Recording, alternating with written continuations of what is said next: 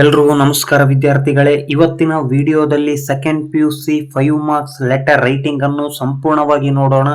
ನೀವು ಈ ಒಂದು ವಿಡಿಯೋವನ್ನು ಸಂಪೂರ್ಣವಾಗಿ ನೋಡಿದರೆ ದ್ವಿತೀಯ PUC ಪರೀಕ್ಷೆಯಲ್ಲಿ 5 ಅಂಕ ಖಚಿತವಾಗಿ ಬರುತ್ತವೆ. ಮೊದಲನೇದಾಗಿ ಎಲ್ಲರಿಗೂ ಗೌತಮ್ PUC ಅಕಾಡೆಮಿ ಯೂಟ್ಯೂಬ್ ಚಾನಲ್ಗೆ ಸ್ವಾಗತ. ನಿಮ್ಮ ಈ ಲೆಟರ್ ರೈಟಿಂಗ್ ನಲ್ಲಿ ಯಾವುದೇ ಕಾರಣಕ್ಕೂ ನಿಮ್ಮ ಹೆಸರನ್ನಾಗಲಿ ಅಥವಾ ಅಡ್ರೆಸ್ ಆಗಲಿ ಅಥವಾ ಫಾದರ್ ನೇಮ್ ಯಾವುದೇ ರೀತಿಯಲ್ಲಿ ನಿಮ್ಮ ಹೆಸರನ್ನು ನೋಂದಾಯಿಸುವಂತಿಲ್ಲ.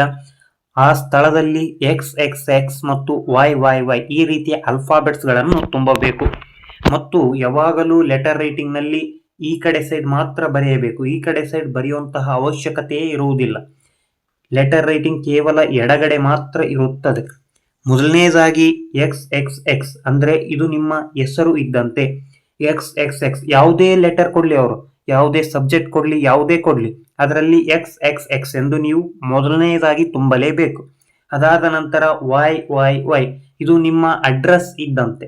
ಪ್ರತಿಯೊಂದು ಲೆಟರ್ ಅವರು ಯಾವುದೇ ಸಬ್ಜೆಕ್ಟ್ ನೀಡಿರಲಿ ಅಥವಾ ಯಾವುದೇ ರೆಫರೆನ್ಸ್ ನೀಡಿರಲಿ YYY ಎಂದು ಬರೆಯಬೇಕು. ಅದಾದ ನಂತರ ದಿನಾಂಕ, ನೀವು ಯಾವ ದಿನಾಂಕದಂದು ಈ ಲೆಟರ್ ಅನ್ನು ಬರೆಯುತ್ತಿರುತ್ತೀರಾ ಅಥವಾ ಅವರು ಪ್ರಶ್ನೆಯಲ್ಲಿ ಕೊಟ್ಟಿರುತ್ತಾರೆ ಈ ದಿನಾಂಕವನ್ನು, ಇದನ್ನು ಮಾತ್ರ ನೀವು ಇಲ್ಲಿ ಅಳವಡಿಸಿಕೊಳ್ಳಬೇಕು. ಅದಾದ ನಂತರ ಇದು ಟು ಅಡ್ರೆಸ್ ಇದ್ದಾಗೆ, ಆದರೆ ಟು ಎಂದು ಬರೆಯಬಾರದು, ಟು ಅಡ್ರೆಸ್ ಇದ್ದಾಗೆ. ಇಲ್ಲಿ ದ ಮ್ಯಾನೇಜರ್ ಯಾರಿಗೆ ಬರೀತಿದೀವಿ ಅದನ್ನ ನಾವು ನೋಡಬೇಕು. ದ ಮ್ಯಾನೇಜರ್ ಪ್ರಶ್ನೆನ ಯಾವ್ದು ಕೊಟ್ಟಿರುತ್ತಾರೆ ಅಲ್ಲಿ ದ ಮ್ಯಾನೇಜರ್ ಅಂತ ಕೊಟ್ಟಿದ್ರೆ the manager, the post office ಅಂತ ಕೊಟ್ಟಿದ್ರೆ ದ ಪೋಸ್ಟ್ ಆಫೀಸ್, ಆ ರೀತಿ. ಪುಷ್ಪ ಇಂಡಸ್ಟ್ರೀಸ್ ನೀವು ಯಾರಿಗೆ ಬರೆಯುತ್ತಿದ್ದೀರಾ ಅವರ ಅಡ್ರೆಸ್ ನ ಆ ಪ್ರಶ್ನೆಯಲ್ಲಿ ನೀಡಿರುತ್ತಾರೆ, ಅದನ್ನು ಮಾತ್ರ ಇಲ್ಲಿ ಬರೀಬೇಕು. ಸಂಪೂರ್ಣವಾಗಿ ಅರ್ಥ ಮಾಡ್ಕೊಳ್ಳಿ ವಿದ್ಯಾರ್ಥಿಗಳೇ. ಇದು 5 ಅಂಕದ ಪ್ರಶ್ನೆ. ಮೊದಲನೇದಾಗಿ ನಿಮ್ಮ ಸ್ಥಳ ಮತ್ತು ಹೆಸರು ಇದ್ದಂತೆ, ಆದರೆ ಯಾವುದೇ ಕಾರಣಕ್ಕೂ ಇಲ್ಲಿ ನೋಂದಾಯಿಸುವಂತಿಲ್ಲ. ಕೇವಲ XXX ಮತ್ತು YYY ಎಂದು ನೋಂದಾಯಿಸಬೇಕು. ಅದಾದ ನಂತರ ಇಲ್ಲಿ the manager Pushpa Industries Mysuru Road Mandya ಅಂದ್ರೆ ಯಾರಿಗೆ ಬರೆಯುತ್ತಿದ್ದೀರಾ ಅವರ ಒಂದು ಅಡ್ರೆಸ್ ಅನ್ನು ಮಾತ್ರ ಇಲ್ಲಿ ಬರಿಬೇಕು. ಯಾವುದೇ ಕಾರಣಕ್ಕೂ ಅಧಿಕ ಬರೆಯಲೇಬಾರದು. ಮೊದಲನೇದಾಗಿ ನಿಮ್ಮದು, ಅದಾದ ನಂತರ ಯಾರಿಗೆ ಬರೆಯುತ್ತಿದ್ದೀರಾ ಅವರಿಗೆ, ಇದನ್ನು ಬರೆದಿಟ್ಕೊಳ್ಳಿ. ಅದಾದ ಮೇಲೆ ರೆಸ್ಪೆಕ್ಟೆಡ್ ಸರ್ ಆರ್ ಮ್ಯಾಮ್, ಇಲ್ಲಿ ರೆಸ್ಪೆಕ್ಟೆಡ್ ಸರ್ ಅಲ್ಲಿ ಪ್ರಶ್ನೆಯಲ್ಲಿ ಸರ್ ಅಂತ ಇದ್ರೆ ಸರ್, ಮೇಡಮ್ ಅಂತ ಇದ್ರೆ ಮೇಡಮ್, ಈ 3 ಬರೆದ್ರೆ ಸಾಕು, ನಿಮಗೆ 2 ಅಂಕ ಖಚಿತವಾಗಿ ಬಂದಂತೆ. ಯಾರಿಗೆ ಬರೆಯುತ್ತಿದ್ದೀವಿ, ಯಾರು ಬರೆಯುತ್ತಿದ್ದೀವಿ, ಯಾರಿಗೆ ಬರೆಯುತ್ತಿದ್ದೀವಿ, ಅದಾದ ಮೇಲೆ ರೆಸ್ಪೆಕ್ಟೆಡ್ ಸರ್ ಆರ್ ಮ್ಯಾಮ್, ಈ 3 ಬರೆಯಬೇಕು. ನಂತರ ಸಬ್ಜೆಕ್ಟ್, ಯಾವ ಸಬ್ಜೆಕ್ಟ್ ಮೇಲೆ ನಾವು ಈ ಲೆಟರ್ನ ಬರೀತಿದೀವಿ. Application for the post of office assistants ಅಂದ್ರೆ ಇದು ಖಚಿತವಾಗಿ ಪ್ರತಿಯೊಂದು ಲೆಟರ್ಗೆ ಅವ್ರು ಯಾವುದೇ ಲೆಟರ್ನ ಕೊಟ್ಟಿರಲಿ ಇದನ್ನ ಬರೀಲೇಬೇಕು. Application for the post of ಇದು ಪ್ರತಿಯೊಂದು ಪ್ರಶ್ನೆಗೂ ಬರೀಬೇಕು. ಆದರೆ ಅಲ್ಲಿ ಕೆಲವೊಮ್ಮೆ ಆಫೀಸ್ ಅಸಿಸ್ಟೆಂಟ್ ಅಥವಾ ಇನ್ನು ಪೋಸ್ಟ್ ಆಫೀಸ್ ಅಸಿಸ್ಟೆಂಟ್, ಇನ್ನು ಬ್ಯಾಂಕ್ ಮ್ಯಾನೇಜರ್ ಅಥವಾ ಬ್ಯಾಂಕ್ ಅಸಿಸ್ಟೆಂಟ್ ಈ ರೀತಿ ಕೊಟ್ಟಾಗ ಇದನ್ನು ಮಾತ್ರ ಚೇಂಜ್ ಮಾಡಬೇಕಾಗ್ತದೆ.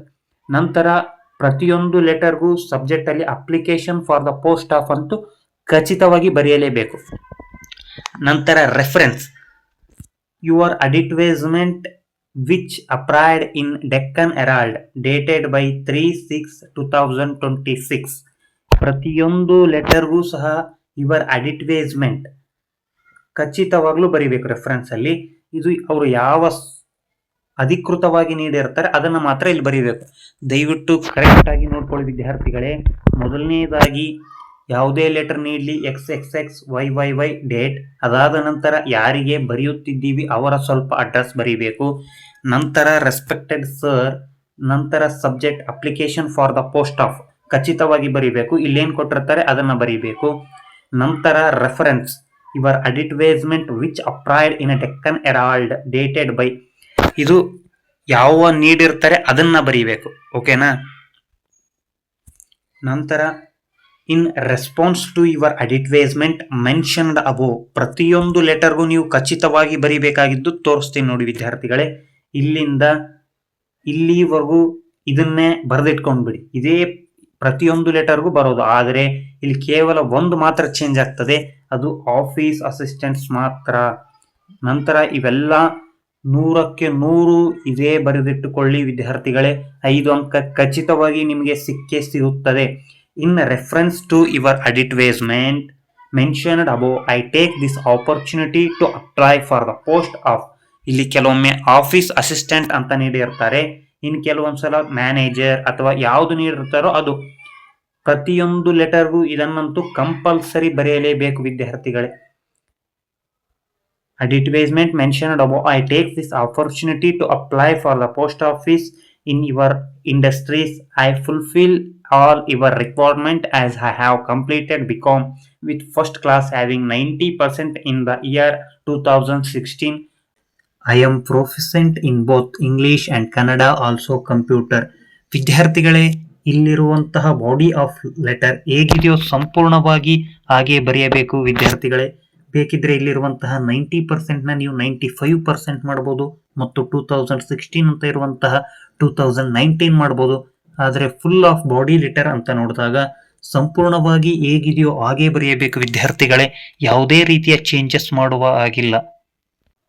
I have enclosed my resume with some more details for your kind perusal. I will find everything to be satisfactory. It will be great honor to work in your esteemed industries and I look forward to hearing from you. ಇದು compulsory, ಅವ್ರು ಯಾವುದೇ letter ಕೊಡ್ಲಿ ವಿದ್ಯಾರ್ಥಿಗಳೇ, ಇದು compulsory, ಯಾವುದೇ ರೀತಿಯಲ್ಲಿ change ಆಗಲ್ಲ. ಇದು ಕಂಪಲ್ಸರಿ, ನೀವು ಬರೆದಿಟ್ಕೊಂಡ್ಬಿಡಿ. ಇದೇ ಕೇಳೋದು, ಪ್ರತಿಯೊಂದು ಲೆಟರ್ಗೂ ಇದೇ ಕೇಳೋದು. ನಂತರ ಥ್ಯಾಂಕ್ ಯು ಯಾವುದೇ ಕಾರಣಕ್ಕೂ ಬಲಗಡೆ ಬರೆಯೋ ಇಲ್ಲ ಅಥವಾ ಮಿಡಲ್ ಬರೆಯೋ ಆಗಿಲ್ಲ, ಎಲ್ಲವೂ ಎಡಭಾಗದಲ್ಲೇ ಬರೀಬೇಕು. ನಂತರ ಯುವರ್ ಫೇಸ್ಫುಲಿ ಸಿಗ್ನೇಚರ್ ಸಹ XXX ಎಂದು ಇರಬೇಕು. ಇದು ಲೆಟರ್ ಆಯ್ತು. ನಂತರ ರಿಸ್ಯೂಮ್ ಇರುತ್ತೆ. ಆದರೆ ಲೆಟರ್ನ ಇನ್ನೊಂದ್ಸಲಿ ನೋಡ್ಕೊಂಡ್ಬಿಡಿ. ಪ್ರತಿಯೊಂದು ಲೆಟರ್, ಅವ್ರು ಯಾವುದೇ ಲೆಟರ್ ಕೊಟ್ಟಿರಲಿ, ಯಾವುದೇ ಸಬ್ಜೆಕ್ಟ್ ಮೇಲೆ ಕೊಟ್ಟಿರಲಿ, ಪ್ರತಿಯೊಂದು ಲೆಟರ್ಗೂ XXX YYY ಡೇಟ್. ಅದಾದ ನಂತರ ಯಾರಿಗೆ ಬರೀತಿದ್ದೀವಿ, ದ ಮ್ಯಾನೇಜರ್, ಅವರು ಸ್ವಲ್ಪ ಅಡ್ರೆಸ್. ಅದಾದ ನಂತರ ರೆಸ್ಪೆಕ್ಟೆಡ್ ಸರ್ ಆರ್ ಮ್ಯಾಮ್. ನಂತರ subject application for the post of office assistant. ಇದನ್ನ ಮಾತ್ರ ಚೇಂಜ್ ಮಾಡೋದು ನಿಮ್ಮಲ್ಲಿರುತ್ತೆ ಅಷ್ಟೇ ವಿದ್ಯಾರ್ಥಿಗಳೇ. ಅದಾದ ನಂತರ ರೆಫರೆನ್ಸ್. ಅದಾದ ನಂತರ ಸಬ್ಜೆಕ್ಟ್, ಪ್ರತಿಯೊಂದಕ್ಕೂ ಇದೇ ಸಬ್ಜೆಕ್ಟ್, ಇದೇ ಸಬ್ಜೆಕ್ಟ್, ಇದೇ ಸಬ್ಜೆಕ್ಟ್. ಇದು ಸೇಮ್, ಇದು ಸೇಮ್, ಇದು ಸೇಮ್. ಆದರೆ ಚೇಂಜ್ ಮಾಡಬೇಕಾಗಿರೋದು ಆಫೀಸ್ ಅಸಿಸ್ಟೆಂಟ್ ಮಾತ್ರ ಚೇಂಜ್ ಮಾಡಬೇಕು ವಿದ್ಯಾರ್ಥಿಗಳೇ. ನಂತರ ರಿಸ್ಯೂಮ್, ಇದು ಲೆಟರ್ ಆಯಿತು.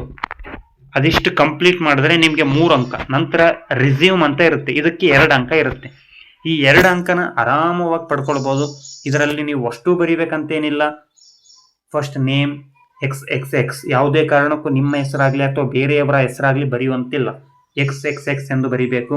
ಫಾದರ್ಸ್ ನೇಮ್ MMM ಅಥವಾ ನಿಮಗೆ ZY ಏನು ಬೇಕಿದ್ರೂ ಬರಿಬೋದು. ನಂತರ ಡೇಟ್ ಆಫ್ ಬರ್ತ್, ಯಾವುದಾದ್ರೂ ಒಂದು ಡೇಟ್ ಆಫ್ ಬರ್ತ್ ಬರಿಬೋದು. ನಂತರ ಪರ್ಮನೆಂಟ್ ಅಡ್ರೆಸ್, ಇಲ್ಲಿ ಬೆಂಗಳೂರು ಅಂತಿದೆ, ನೀವು ಮೈಸೂರು ಬರಿಬೋದು, ಮಂಡ್ಯ ಬರಿಬೋದು, ಯಾವ್ದು ಬೇಕಿದ್ರೂ ಬರಿಬೋದು. ನಂತರ ನ್ಯಾಷನಾಲಿಟಿ ಇಂಡಿಯನ್. ಲ್ಯಾಂಗ್ವೇಜಸ್ ನಾವು English and Kannada and Hindi, ನೀವು ಕೇವಲ ಇಂಗ್ಲಿಷ್ ಆ್ಯಂಡ್ ಕನ್ನಡ ಅಂತಾನೂ ಬರಿಬೋದು ಅಥವಾ ಇನ್ನೊಂದೆರಡು ಎಕ್ಸ್ಟ್ರಾನೂ ಸೇರಿಸ್ಬೋದು. ಇವೆಲ್ಲ ನೀವು ಅಷ್ಟು ಬರಿಬೇಕಂತೇನಿಲ್ಲ, ಕೆಲವೊಂದು ಬಿಟ್ಟರು ನಡೆಯುತ್ತೆ ಅಥವಾ ಇನ್ನೂ ಒಂದೆರಡು ಎಕ್ಸ್ಟ್ರಾ ಬರೆದ್ರೂ ನಡೆಯುತ್ತೆ, ಇದರದ್ದೇನು ತೊಂದರೆ ಇಲ್ಲ ವಿದ್ಯಾರ್ಥಿಗಳೇ. ನಂತರ ಇದು main educational qualification, name of exam, ನಂತರ ಬೋರ್ಡ್, ಇಯರ್, ಮಾರ್ಕ್ಸ್. ಮೊದಲು ನೀವು ಯಾವ ಯಾವ ಎಕ್ಸಾಮನ್ನ ಪಾಸ್ ಆಗಿದ್ರೆ, SSLC, PUC, BCom. SSLCದು ಬೋರ್ಡ್ ಯಾವುದಂದ್ರೆ KSEEB, PU ಬೋರ್ಡ್ PUED, ನಂತರ BCom ಬೋರ್ಡ್ RCU. ನೀವು ಪಾಸ್ ಆಗಿರುವಂತಹ ವರ್ಷ 2010, 2012, 2016. ಯಾಕಂದ್ರೆ ಅವಾಗ ಡಿಗ್ರಿ 4 ವರ್ಷಕ್ಕೆ ಇರ್ತಿತ್ತು. ಆದ್ದರಿಂದ 2012 ಆದ್ಮೇಲೆ ಡೈರೆಕ್ಟ್ 2016 ನೀಡಿದ್ದಾರೆ. ನಂತರ ನೀವು ತಗೊಂಡಿರೋ ಮಾರ್ಕ್ಸ್, ಇಲ್ಲಿ 625ಕ್ಕೆ 490 ಅಂತಿದೆ. ನೀವು ಬೇಕಿದ್ರೆ 625ಕ್ಕೆ 625 ಅಂತಾನು ಕೊಡ್ಬೋದು, 600 ಕೊಡ್ಬೋದು, ನಿಮ್ಮ ಇಚ್ಛೆ ವಿದ್ಯಾರ್ಥಿಗಳು. ಇಲ್ಲಿ 540, 540 ಅಂತಿದೆ. ನೀವು 600ಕ್ಕೆ 600 ಕೊಡ್ಬೋದು, 590 ಕೊಡ್ಬೋದು, 580 ಕೊಡ್ಬೋದು ವಿದ್ಯಾರ್ಥಿಗಳೇ. ನಂತರ ಎಕ್ಸ್ಪೀರಿಯನ್ಸ್, ನೀವು ಯಾವುದರ ಮೇಲೆ ಎಕ್ಸ್ಪೀರಿಯನ್ಸ್ ಇದೆ. 5 years of office assistant at ABD industries at Bengaluru. ಇಲ್ಲಿ ಆಫೀಸ್ ಅಸಿಸ್ಟೆಂಟ್ ಅಟ್ ABD ಅಂತ ಯಾಕಿದೆ ಅಂದ್ರೆ ವಿದ್ಯಾರ್ಥಿಗಳೇ, ನೀವು ಆಫೀಸ್ ಅಸಿಸ್ಟೆಂಟ್ಗೋಸ್ಕರ ಅರ್ಜಿ ಹಾಕ್ತಿದ್ದೀರ. ಆದ್ದರಿಂದ I have 5 years experience with office assistant ಅಂತ ಬರೀಬೇಕು. ಕೆಲವೊಮ್ಮೆ ಬ್ಯಾಂಕ್ ಮ್ಯಾನೇಜರ್ ಅಂತಿದ್ರೆ I have 2 years experience with bank manager with at Bengaluru ಅಂತ ಬರೀಬೋದು ವಿದ್ಯಾರ್ಥಿಗಳು. ನಂತರ other hobbies, reading, listening and music and sports.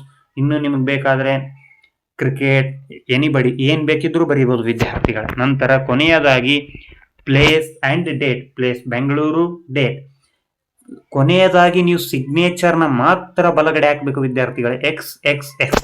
ನಂತರ ಮತ್ತೊಮ್ಮೆ ಪ್ರತಿಯೊಂದನ್ನು ಸ್ಟೆಪ್ ಬೈ ಸ್ಟೆಪ್ ತೋರಿಸ್ತಾ ಹೋಗ್ತೀನಿ, ದಯವಿಟ್ಟು ಸಂಪೂರ್ಣ ವಿಡಿಯೋವನ್ನು ನೋಡಿ ವಿದ್ಯಾರ್ಥಿಗಳೇ. ಮೊದಲನೇದಾಗಿ x x x, y y y, date. ಅದಾದ ನಂತರ ನಾವು ಯಾರಿಗೆ ಲೆಟರ್ನ ಬರೀತಿದ್ದೀವಿ, the manager, Pushpa Industries, Mysuru Road, Mandya. ಅದಾದ ನಂತರ ರೆಸ್ಪೆಕ್ಟೆಡ್ ಸರ್ ಆರ್ ಮ್ಯಾಮ್. ಅದಾದ ನಂತರ ಸಬ್ಜೆಕ್ಟ್ ಪ್ರತಿಯೊಂದಕ್ಕೂ ಸೇಮ್ ಇರುತ್ತೆ, application for the post of ವರೆಗೂ ಮಾತ್ರ. ನಂತರ ಇಲ್ಲಿ ಆಫೀಸ್ ಅಸಿಸ್ಟೆಂಟ್ ಅಂತ ಇದೆ, ಕೆಲವೊಮ್ಮೆ ಇದು ಬ್ಯಾಂಕ್ ಮ್ಯಾನೇಜ್ಮೆಂಟ್ ಆಗಿರ್ಬೋದು, ಪೋಸ್ಟ್ ಆಫೀಸ್ ಅಸಿಸ್ಟೆಂಟ್ ಆಗಿರ್ಬೋದು, ಬೇರೆ ಸಬ್ಜೆಕ್ಟ್ ಕೊಟ್ಟಾಗ ಮಾತ್ರ ಇದು ಚೇಂಜ್ ಆಗುತ್ತೆ. ಅದಾದ ನಂತರ ರೆಫರೆನ್ಸ್ ಆಲ್ಸೋ ಸೇಮ್, ಆದರೆ ಅಲ್ಲಿ ಕೊಟ್ಟಿರ್ತಾರೆ, ಇಲ್ಲಿ ಡೆಕ್ಕನ್ ಹೆರಾಲ್ಡ್ ಅಂತ ಕೊಟ್ಟಿದ್ದಾರೆ, ಅಲ್ಲಿ ಬೇರೆ ಕೊಟ್ಟಿರ್ಬೋದು ಅಷ್ಟೇ. ಅದಾದ ನಂತರ ಸಬ್ಜೆಕ್ಟ್ ಮಾತ್ರ ಇದೆ ಕಂಪಲ್ಸರಿ. ಈ ಸಬ್ಜೆಕ್ಟ್ನ ನೀವು ಫುಲ್ ಬಾಯ್ಪಾಟ್ ಹೊಡೆದು ಬಿಡಿ ವಿದ್ಯಾರ್ಥಿಗಳ ಮೊದಲೇ, ಯಾಕಂದ್ರೆ ಚೇಂಜ್ ಆಗೋದು ಓನ್ಲಿ ಒನ್ ಆಫೀಸ್ ಅಸಿಸ್ಟೆಂಟ್ ಇರಲ್ಲ ಮಾತ್ರ ಚೇಂಜ್ ಆಗುತ್ತೆ, ಮತ್ತೆ ಸಂಪೂರ್ಣವಾಗಿ ಇದೇ ಸಬ್ಜೆಕ್ಟ್ ಇರುತ್ತೆ, ಮತ್ತೆ ಇದೇ ಇರುತ್ತೆ. ಇದಿಷ್ಟು ಯಾವುದೇ ಕಾರಣಕ್ಕೂ ನಿಮಗೆ ಚೇಂಜ್ ಆಗಲ್ಲ. ಅದಾದ ನಂತರ ಥ್ಯಾಂಕ್ ಯು ಯುವರ್ಸ್ ಫೇಸ್ಫುಲಿ, ಸಿಗ್ನೇಚರ್ ಕೇವಲ ಎಕ್ಸ್ ಎಕ್ಸ್ ಎಕ್ಸ್ ಮಾತ್ರ ಸಿಗ್ನೇಚರ್ ಇರುತ್ತೆ ವಿದ್ಯಾರ್ಥಿಗಳ. ನಂತರ ರಿಸ್ಯೂಮ್ ಅಂತೂ ನೀವು ಇಲ್ಲಿ ನೇಮ್, ಫಾದರ್ಸ್ ನೇಮ್, ನಿಮ್ಗೆ ಬೇಕಿದ್ರೆ ಮದರ್ಸ್ ನೇಮ್ ಬರೀಬಹುದು, ಇನ್ನು ಯಾವ್ದಾದ್ರು ನಿಮ್ಗೆ ಗೊತ್ತಿದ್ರೆ ಪ್ಲೇಸ್, ಅದು ಏನ್ ಬೇಕಿದ್ರು ಬರೀಬಹುದು, ಅಥವಾ ಇದರಲ್ಲ ಒಂದೆರಡು ಕಡಿಮೆ ಆದ್ರೂ ನಡೆಯುತ್ತೆ. ಮೇನ್ ಬರಿಬೇಕಾಗಿದ್ದು educational qualification, name of the exam, board, year and marks. ಈ ಸಂಪೂರ್ಣವಾಗಿರುವಂತಹ ಬರೆದ್ಬಿಟ್ರೆ ನಿಮ್ಗೆ 5ಕ್ಕೆ 5 ಅಂಕ. SSLC ಅದರ ಬೋರ್ಡ್ ಯಾವುದು, ಪಾಸ್ ಆಗಿರೋ ಇಯರ್, ತೆಗೆದುಕೊಂಡ್ರು ಮಾರ್ಕ್ಸ್. ಇದೇ ಬರಿಬೇಕಂತ ಏನಿಲ್ಲ ದೇವ್ರೆ. 2010 ಇದೆ, 2012 ಇದೆ, ನೀವು ಬೇಕಿದ್ರೆ 16, 18, 22 ಮಾಡ್ಬೋದು. ಮಾರ್ಕ್ಸ್ 600ಕ್ಕೆ 600, 25ಕ್ಕೆ 625, ಯಾವ ರೀತಿಯಲ್ಲಿ ಬೇಕಾದ್ರೂ ಮಾಡ್ಬೋದು. ನಂತರ ಎಕ್ಸ್ಪೀರಿಯನ್ಸ್, ನೀವು ಇಲ್ಲಿ ಆಫೀಸ್ ಅಸಿಸ್ಟೆಂಟ್ ಅಂತ ಮೇಲ್ ಅಪ್ಲಿಕೇಶನ್ ಹಾಕ್ತಿದ್ದೀರ, ಆದ್ದರಿಂದ 5 years experience with office assistant. ಅಲ್ಲಿ ಬೇರೆ ಕೊಟ್ಟಿದ್ರೆ ಬೇರೆ. ಹಾಬೀಸ್ ಸಹ ನೀವು reading, listening, cricket, music, anybody ಏನ್ ಬೇಕಿದ್ರು ಬರಿಬೋದು. ನಂತರ ಕೊನೆಯದಾಗಿ place and date and signature, ಈ 3 ಬರೆದು ಮುಗಿಸಿದರೆ ಮಾತ್ರ ನಿಮಗೆ ಸಂಪೂರ್ಣ 5ಕ್ಕೆ 5 ಅಂಕ ದೊರೆಯುತ್ತದೆ.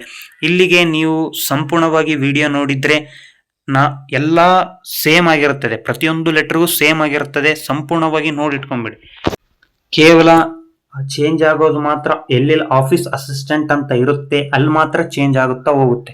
ನಂತರ ಎಲ್ಲ ಸೇಮ್ ಆಗಿರುತ್ತೆ ವಿದ್ಯಾರ್ಥಿಗಳೇ. ಇಲ್ಲಿಗೆ ನೀವು ಸಂಪೂರ್ಣವಾಗಿ ಸಿಗ್ನೇಚರ್ ಅಂತ ಬರೋದು ನಿಮ್ಮ ಎಕ್ಸ್ ಎಕ್ಸ್ ಎಕ್ಸ್ ಅಂತ ಬರೆದಾಗ ಮಾತ್ರ ನಿಮಗೆ ಖಚಿತವಾಗಿ 5 ಅಂಕ ನೀಡ್ತಾರೆ ವಿದ್ಯಾರ್ಥಿಗಳೇ. ನೀವು ಯಾವ ಅಂಶಗಳನ್ನು ಬೇಕಿದ್ರೆ ಬಿಡಬಹುದು ಕೆಳಗಡೆ ರಿಸ್ಯೂಮ್ ಅಲ್ಲಿ, ಆದರೆ educational qualification, experience and hobbies ಮಾತ್ರ ಬಿಡುವ ಹಾಗಿಲ್ಲ ವಿದ್ಯಾರ್ಥಿಗಳೇ. ಮತ್ತೆ ಕೊನೆಯದಾಗಿ ಸಿಗ್ನೇಚರ್ ಮೇಲೆ, ರಿಸ್ಯೂಮ್ಗಿಂತ ಮೇಲಿರುವ ಲೆಟರ್ ಅಲ್ಲಿ ಯಾವುದೇ ಅಂಶವನ್ನು ನೀವು ಬಿಡುವಾಗಿಲ್ಲ, ಆಲ್ಮೋಸ್ಟ್ ಎಲ್ಲ ಸೇಮ್ ಇರುತ್ತೆ. ಇದೊಂದನ್ನ ಸಂಪೂರ್ಣವಾಗಿ ನೋಡಿಟ್ಕೊಂಡ್ಬಿಡಿ ವಿದ್ಯಾರ್ಥಿಗಳು.